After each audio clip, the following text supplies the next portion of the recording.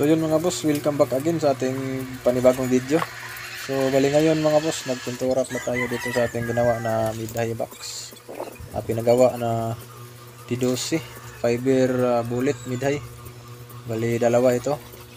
So sa mga nagtatanong pala kung magkano yung latest price natin ngayon sa ating fiber bullet, so abangan nyo sa bandang dulo ng video kasi sasabihin natin kung magkano na yung presyo ng ganitong box dito sa amin.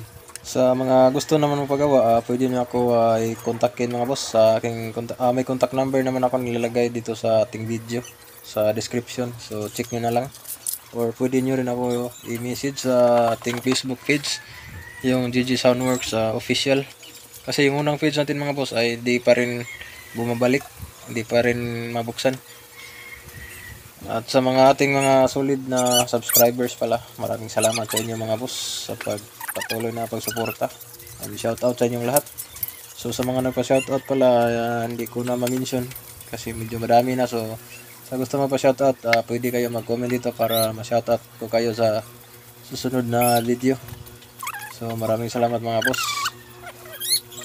Bali, ginamit pala natin dito ng pintura ay textured paint. So ito yung ating final na coating. Sa nagpagawa pala, maraming salamat boss sa iyong pagtitiwala. Bali pala ito, additional ito na 2 box sa kanyang unang pinagawa na dalawa para maging 4 na yung kanyang mid-high box. So ito na mga boss yung ating finish na pintura.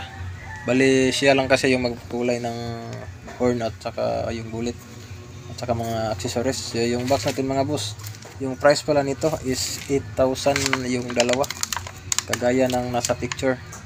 Yan, textured paint tapos walang accessories. So yan mga boss, ito yung view ng ating box.